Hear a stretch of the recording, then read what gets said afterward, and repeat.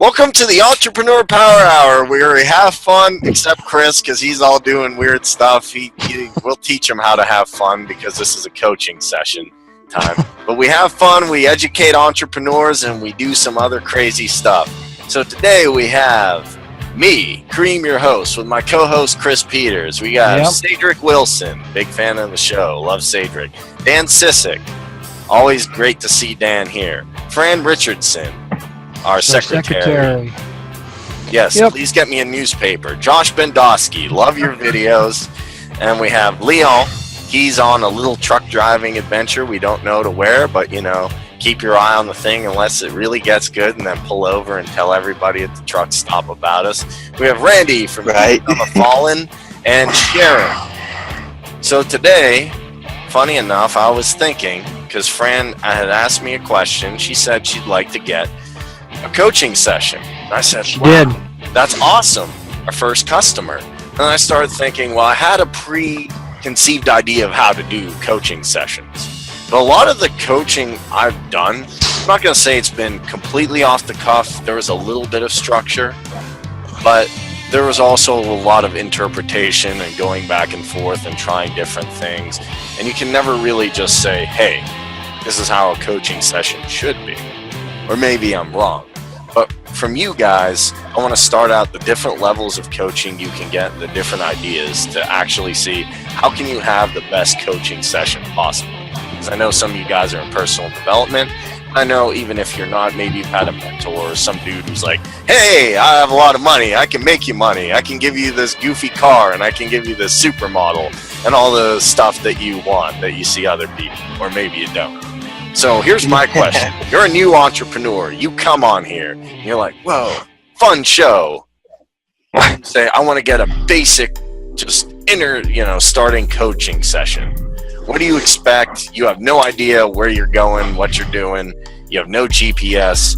What would a basic coaching session look like for you?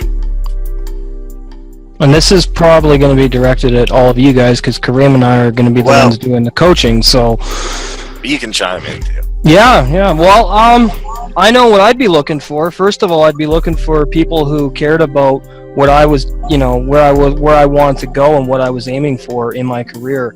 I would want them to listen and be empathetic, listen with understanding, empathy, and compassion. And I would want them to listen to all of my ideas. I'd want them to help me formulate a blueprint, kind of a springboard for where I wanted to go. And I'd want them to be friends and be in touch with me as often as possible to see how I was doing, how I was progressing, if I was applying what they taught me. I'd want them to hold me accountable. Absolutely, 100%. I think that's very important. If you're going to have a coach, you better make sure that you can handle them holding you accountable, because that's what coaching's all about. You hold people accountable so they take action and inspire. Hopefully that accountability inspires them to get rid of their habits of procrastination and things like that. So anyway, next person, go for it. I was going to say, for me, sorry, Leon, go ahead. Yeah, Leon, it's so good. Whoever. Leon. Just don't crash, buddy, please. Go ahead, Leon. You can chime in. Oh, yeah, I was just going to say, all that sounds like great, the whole discipline and the fact that you need that personal development. A lot of people are not born, leaders. We're made into leaders. Yes. And a lot of people need that to be held accountable. But also teaching people about money. People need to understand how money operates. Yeah. And I agree. He's looking around now like, no, not the power hour.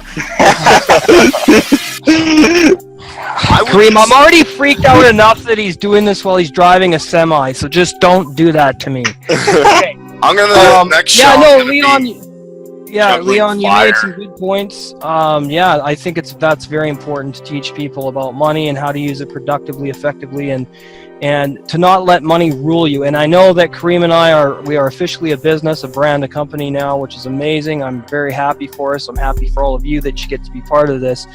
But our main goal is definitely not just money. It's helping each and every one of you reach your fullest and truest potential and to manifest your greatness. So that's why. Right. things, you know. Yeah. Right, but I understand that. But the whole reason why you're in business is to make money. And of course. That coincides with personal development. Yeah, absolutely. Yeah. What I would want to see in my first coaching session, I'm just meeting somebody, is someone who's, honestly, I just want to see if they're honest and they're a real person. When I'm first getting to know someone, the money and all that stuff is important, but I want to know, first and foremost, is this person real and upfront? Are they giving me claims? Are they giving me bogus claims? Right. Can I actually look at this person, see some of their work, and see that they're real? And then I would want to know the honesty and get the integrity part in my first session. And then I would also want them to really see that they're deep-rooted in helping me find my passion. Yeah. And through that, I would see, can they connect on a personal level? So really, before you make money, before you do any of the other stuff, the pop open, think and grow rich, because you can do all the think and grow rich and the personal development stuff. But if you don't have a good symbiotic relationship, you trust the person and you can kind of joke with them. I'll give you an example. When I first met Chris, we didn't really talk about money, although we did talk about company. And when I've met other mentors like my friend Isaac or producer and everything, we didn't really talk about money per se so much. We just got to know them, this is a real dude. It's not a scam artist. Nope. And that's kind of something you can intern. And I found out that they have a deep-rooted passion, that they have something about them that they want to succeed and go in the same direction as I am. And when I can find a person like that online, it's pretty powerful. In my first coaching session, that's what I'd be doing. And then the last thing is helping me find my passion. You know, writing down reasons, looking at them and saying, okay, I'm going to write down reasons so I cry or have an emotional reaction and go out there and get it done. And if they can do those three things, create trust, create familiarity, and give me a purpose to really look at and get me excited about it, I think that's great for just a basic coaching session when you're an entrepreneur or someone who's looking to change their life. Yeah, me too. It's kind of like saying you're looking for like a business friend. Yeah. In a sense, yeah, because if I'm going to work with someone, I don't care whether it's to get money, to get better at dating, to get better at health. If I can't be, and I'm not saying friend like we go out to the bar and get smashed, although that could happen, but friend as in, oh, I trust this person. I want to spend time with this person. I want to learn from this. I can get along with this person. Because if I'm constantly trying to fight with the dude and saying like, no, I don't like your attitude, it's not going to work. It doesn't matter how many millions I have or he has or she has. Well, I was going to jump out and say, kind of along the lines of what you were saying, Kareem. I wanted to see that they have some verifiable success, so I know that what they're talking about, what they're coaching about, is relatable. And then two, being able to, because not everybody knows what their passion is or what they really deeply are passionate about, to be able to draw that Mute out Randall, of me. please. Go ahead, Dan. Sorry. To draw that out of me or draw that out of the person I'm working with or whatever, help them, find what they're passionate about. And then three, I think I agree with Leon a little bit that, in business, a lot of people think and they look at the, I can make money side of it, but they don't understand the whole aspect of how to invest, how to pour money back into their business, but as well as taking money back out and helping with that. So with that, right. I think you need to have some of those things set up to help guide them that way, and maybe guide them towards a financial planner or somebody that's in that area that can help them along with that side, so that way they're not setting themselves up for fail because they just think they're going to have tons of money to play with, where usually that's not the case when you're going to business. You have to work at it, and it takes time for that money to start coming in.